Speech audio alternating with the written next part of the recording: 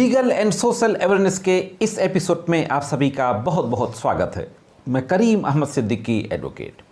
दोस्तों, मैट्रिमोनियल मामलों में हस्बैंड वाइफ के बीच जब डिस्प्यूट हो जाता है तो यह तो आप सब लोग जानते हैं कि अगर किसी महिला के साथ उसके पति और पति के घर वालों के द्वारा दहेज की मांग की जाती है, दहेज की मांग को लेकर के उसे टॉर्चर किया जाता है फिजिकली और मेंटली, या किसी और इश्यू को लेकर के उसे टॉर्चर किया जाता है, तो महिला के द्वारा 498A का केस कर दिया जाता है।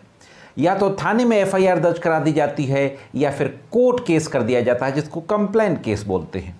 लेकिन क्या आपने कभी ये सुना है कि पत्नी इस तरीके का आरोप लगा के कि शादी के बाद मेरा पति मेरे साथ फिजिकल रिलेशन नहीं बनाता और फिजिकल रिलेशन ना बनाना क्रूअलिटी है, और यह आरोप लगा करके 498A की FIR दर्ज करा दे?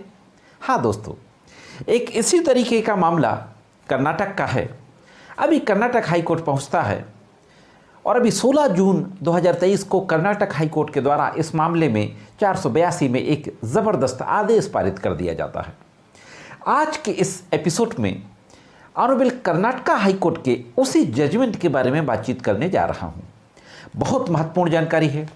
देखते हैं कि केस के फैक्ट क्या थे और कर्नाटका हाई कोर्ट के द्वारा फाइनली किस तरीके का आदेश पारित किया गया। तो जुड़े रहे आखिरी तक, देखते हैं कि संबंध में संपूर्ण जानकारी क्या है। दोस्तों, सबसे पहले हम केस के फैक्ट पर नजर डालते हैं। केस के फैक्ट कुछ इस तरीके के हैं कि एक महिला के द्वारा यह आरोप लगाया जाता है अपने हस्बैंड और फादर इन लॉ और मदर इन लॉ के विरुद्ध कि शादी के कुछ दिनों बाद से ही पति ने फिजिकल रिलेशन बनाना बंद कर दिया और फिजिकल रिलेशन ना बनाना उसके साथ क्रूअलिटी है। महिला के द्वारा FIR में कहा जाता है कि उसका पति ब्रह्म कुमारी समाज की जो बहन शिवानी हैं उसके वीडियोस देखता रहता है और उसके वीडियोज में ये बताया जाता है कि प्रेम भौतिक नहीं होता, प्यार दो आत्माओं का मिलन है। और इस तरीके के लगातार वीडियो को देखने से प्रेरित होकर के पति ने मेरे साथ शारीरिक संबंध यानी फिजिकल रिलेशन बनाना बंद कर दिया और यह मेरे लिए क्रूअलिटी है। और यह आरोप लगाते हुए हस्बैंड और सास ससुर के विरुद्ध 498A में FIR दर्ज करा दी जाती है। FIR दर्ज होने के बाद इन्वेस्टिगेशन होता है। इन्वेस्टिगेशन के बाद इन्वेस्टिगेटिंग ऑफिसर के द्वारा न्यायालय में चार्जशीट दाखिल कर दी जाती है। चार्जशीट दाखिल होने के बाद पति और सास ससुर के द्वारा 482 CRPC के तहत चार्जशीट के विरुद्ध ऑनरेबल कर्नाटक हाई कोर्ट में एक रिट पिटीशन फाइल की जाती है। तो कर्नाटक हाई कोर्ट में क्या होता है, किस तरीके की बहस की जाती है और कर्नाटक हाई कोर्ट के द्वारा क्या कहा जाता है, इस पर भी एक नज़र डाल लेते हैं। साथियों, यहीं पर मैं आपको यह भी बताता चलूं कि महिला के द्वारा डाइवोर्स का केस भी फाइल किया गया था और डाइवोर्स का केस भी क्रूअलिटी के बेस पे ही फाइल किया गया था और उसको डाइवोर्स मिल भी गया था। ऑनरेबल कर्नाटका हाई कोर्ट में जब आर्गुमेंट होता है तो आर्गुमेंट सुनने के बाद जो जस्टिस S नाग प्रसन्ना की जो सिंगल जज की बेंच थी उसके द्वारा पूरी बहस सुनने के बाद कहा जाता है कि ना तो शिकायत और ना ही समरी चार्जशीट किसी भी तथ्य और घटना का वर्णन नहीं करते। जो IPC की धारा 498A के लिए क्रूअलिटी को गठित करने के लिए जो जरूरी होते हैं, इस तरीके का कोई भी तथ्य FIR में नहीं है या चार्जशीट में नहीं है। एकमात्र आरोप यह है कि ब्रह्म कुमारी का अनुयायी है, हमेशा बहन शिवानी ब्रह्म कुमारी के वीडियो देखता रहता है, उन वीडियो को देखकर उसे प्रेरणा मिलती रहती है, जिन वीडियो में हमेशा बताया जाता है कि प्यार कभी भौतिक नहीं होता, यह आत्मा से आत्मा का मिलन होना चाहिए। इस स्तर पर उसने कभी भी अपनी पत्नी के साथ शारीरिक संबंध बनाने का इरादा नहीं किया। यह निसंदेह हिंदू विवाह अधिनियम की धारा 12(1) के तहत तो क्रूअलिटी हो सकती है, लेकिन 498A के तहत क्रूअलिटी नहीं हो सकती।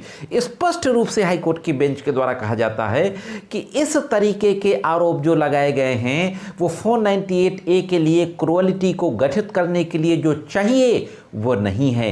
ये डाइवोर्स के लिए तो क्रूअलिटी माना जा सकता है, लेकिन 498A के लिए क्रूअलिटी नहीं माना जा सकता। इसी के साथ साथ दोस्तों, कर्नाटका हाई कोर्ट के द्वारा क्रूअलिटी को और अच्छे से डिफाइन करते हुए कहा जाता है दोस्तों, कर्नाटका हाईकोर्ट के बेंच के द्वारा आगे कहा जाता है कि क्रूरता का अर्थ किसी के प्रति जानबूझकर जबरदस्ती किया गया आचरण हो, और ऐसा आचरण जिससे कि वो महिला या तो आत्महत्या करने के लिए मजबूर हो जाए या उसका जीवन संकटमय हो जाए, उसको गंभीर चोट आ जाए। इस तरीके की अगर कोई हरकतें करता है, इस तरीके का व्यवहार करता है महिला के साथ, तब तो 498A के तहत क्रूरता माना जाएगा। शादी के बाद फिजिकल रिलेशन ना बनाना यह क्रूरता नहीं माना जाएगा।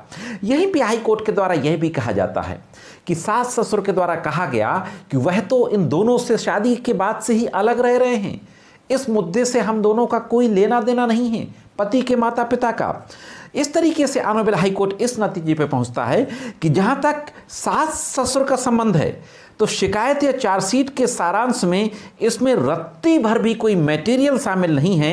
आईपीसी की धारा 498 की जो शिकायत है, गौर करने से ये पता चलता है कि ससुराल वालों यानी सास ससुर द्वारा किसी तरीके की क्रूरता का संकेत नहीं मिलता है। और इस तरीके से यह गंभीर टिप्पणी करते हुए यह भी कहा जाता है हाईकोर्ट के द्वारा कि इस केस की प्रक्रिया को आगे जारी रखना कानूनी प्रक्रिया का दुरुपयोग होगा। कोर्ट यह मानती है कि महिला के द्वारा 498A का दुरुपयोग किया गया और पति और सास ससुर के खिलाफ जो चार्जशीट दाखिल की गई थी 498A में पुलिस के द्वारा, उस पूरी चार्जशीट को क्वैश कर दिया जाता है, खंडित कर दिया जाता है। दोस्तों, तो साथियों, यह थी एक महत्वपूर्ण जानकारी। अगर इस तरीके का कोई केस आपको चल रहा है तो आप इस केस का फ़ायदा ले सकते हैं। केस की पूरी डिटेल आपकी स्क्रीन पे है, पार्टी नेम और केस नंबर। यह जानकारी कैसी लगी कमेंट्स करके ज़रूर बताएं। और अगर आप चैनल में नए हो, वीडियो को पहली बार देख रहे हो, तो चैनल को सब्सक्राइब करके बेल बटन को हिट करके ऑल पे सेट कर दें। वीडियो को लाइक और शेयर भी करते रहा करें। मिलते हैं किसी अन्य वीडियो में कानून की कुछ अन्य जानकारियों के साथ। तब तक कानून की विभिन्न तरह की जानकारी के लिए देखते रहें लीगल एंड सोशल अवेयरनेस।